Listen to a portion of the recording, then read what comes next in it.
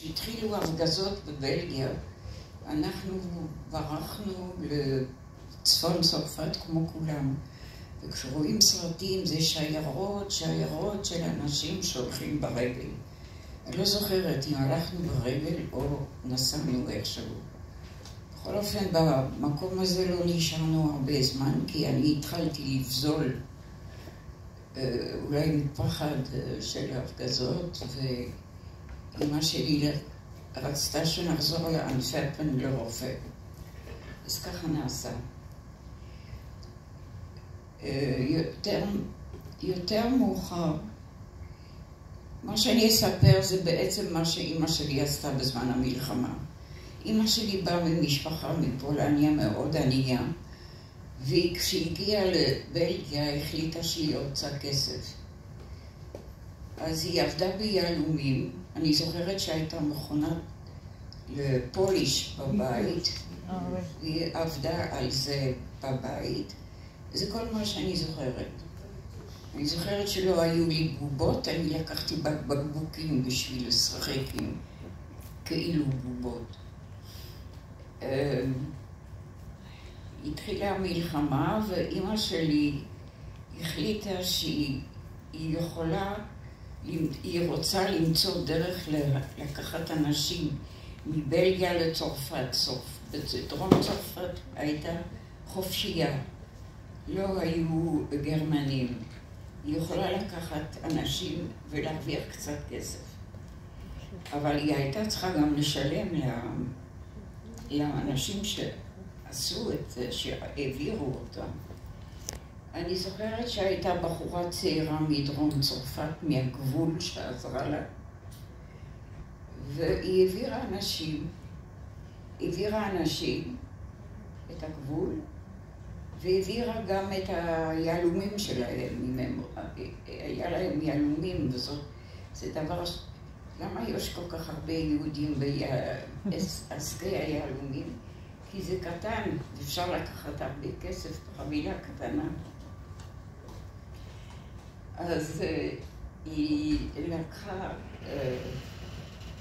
היא מצאה בחורה שעזרה לה להעביר את האנשים את הגבול, אבל היא הביאה לה את הקבוצות. היא לקחה אותי ואת כל המשפחה שלה, הם היו 9 ילדים. אחת הייתה כבר נשואה, אז ההורים שלה, 8 אחים ואחיות, אבא שלי ואני. לקחה לדרום צרפת, לניס, למלון אקסלסיור. במקרה, כי זה היה קרוב לתחנה, תחנת רכבת. ואמא שלי נסעה הרבה, הלוך וחזור, הביאה אנשים, הוציאה אנשים מבלגיה. ובשלב מסוים היא שאלה, היא ביקשה מבעלי המלון לקחת אותי בפנסיון, כדי שאני אחיה אצלם, אני אשן אצלם, אני אהיה כאילו בת שלהם, וכדי שיהיו לי חיים נורמליים, לא בחדר מלון.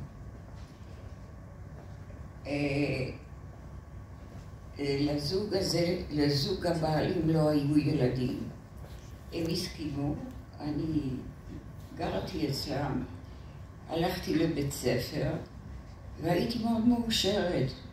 כי כשרציתי לראות את המשפחה, עליתי רק במדרגות ובמלון, ואני מאוד אהבתי את הזוג הזה, שגם מאוד אהב אותי. קראו להם שפו, כובע. אדון וגברת שפו.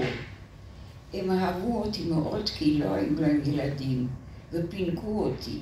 נתנו לי כל מיני דברים שלא הכרתי, צעצועים, קיבלתי אופניים, קיבלתי כל מיני דברים שלא הכרתי.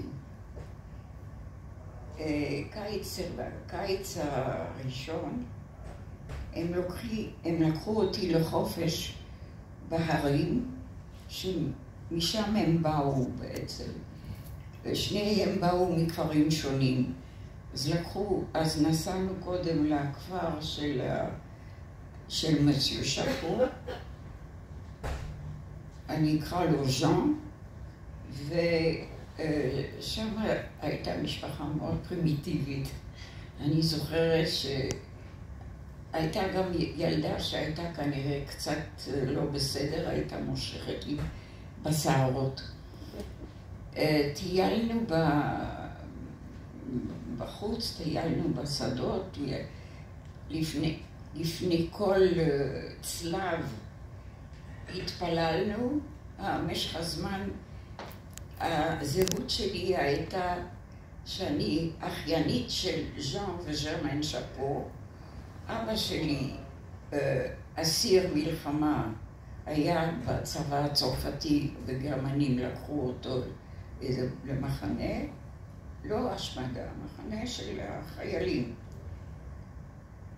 ואני באתי לדודים שלי בניס, כי בניס הייתה עוד חופשית. אז היו לי חיים מאוד טובים, ונסעתי לכפר בקיץ. הכפר של ז'אן היה מאוד פרימיטיבי, ילדה שמשכה לי בשערות, דודה אחת שלקחה אותנו לטיול והייתה עם חצאית ארוכה עד הרצפה.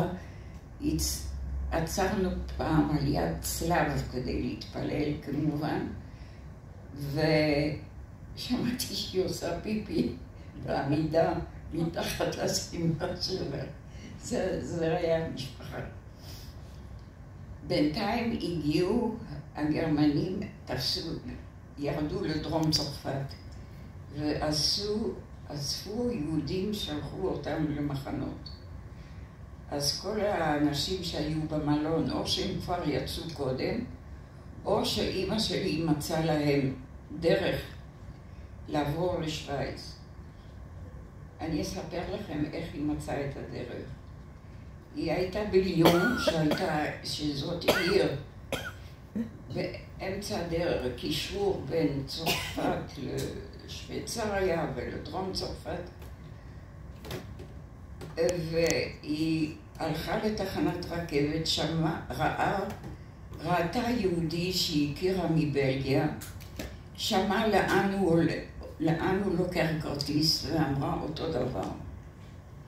והגיעה לאיזה כפר בגבול השוויצרי. היא יצאה מהרכבת או אוטובוס, זה לא היה ברור, היא לא זכרה. והלכה, היה מאוד חם, היא דווקא באיזה חווה בדלת, והגברת אמרה לה להיכנס, היא ביקשה, היא אמרה שהיא הלכה הרבה, היא מאוד עייפה, אם היא יכולה לקבל כוס מים. אז היא הכניסה אותה לבעל הבית וקצת פטפטו. אני לא יודעת איך, כי אמא שלי לא ידעה צרפתית טוב. היא הגיעה לבלגיה ב-37, לא הספיקה ללמוד הרבה. והיא שאלה מה זה שמה, היא ישבה ליד השולחן עם עוד גבר. מה זה שמה? אז הוא אמר, זה שוויצריה. שתקו כמה דקות והיא אמרה, אתה יודע שיש הרבה אנשים שרוצים לעבור לשוויצריה. אז הוא אמר, אבל אני לא מכיר אותם. אני אמרה, אני אביא לך אותם. וככה היא מצאה את הדרך להעביר את כל האנשים שרצו לברוח לשוויצריה. שפנו אליה, כי היו כמה אנשים כאלה. הם היו בשוויצריה ואני בניס. אני הלכתי לבית ספר רגיל. לא, כבר הייתי בכפר, סליחה. אני כבר בכפר, לא בכפר הפרימיטיבי, בכפר של ז'רמן שפו. הייתה לה שם דודה, אלמנה, שנחשבה פאה של הכפר. קראו לה דונט פאה, כי היא עזרה לכולם, היא הייתה אלמנה.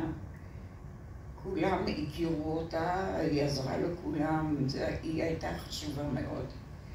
לשם הגעתי, אליה הגעתי. היה לי חדר מאוד יפה בבית שלה. הלכתי לבית ספר של נזירות, והייתי תלמידה הכי טובה של הכיתה.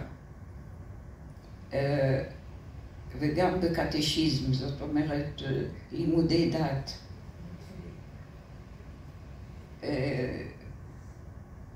ולאט לאט רציתי להתנצר. קראתי הרבה ספרים אצלה, היו לה ספרים על כל הקדושים, סיפורים על כל הקדושים. הלכתי לכנסייה, אף אחד לא ידע שאני יהודייה. הייתי כאילו מהמשפחה.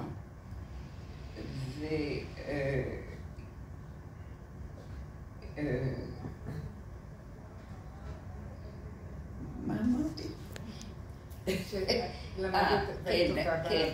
ובשלב מסוים רציתי להתנצר. אז כתבתי לאמא שלי וביקשתי רשות, אבל לא ידעתי לאן לשלוח את המכתב, כי לא הייתה לי כתובת. אז נתתי לה כומר, שהיה ידיד גדול של הגברת שלי, והוא העביר את זה לכומר מעבר לגבול, כי הכפר היה בגבול. זה לאף פעם לא הגיע לאמא שלי, גם לא הייתה לי כתובת, אני לא יודעת מה עשיתי. לא קיבלתי אישור, לא התנצרתי.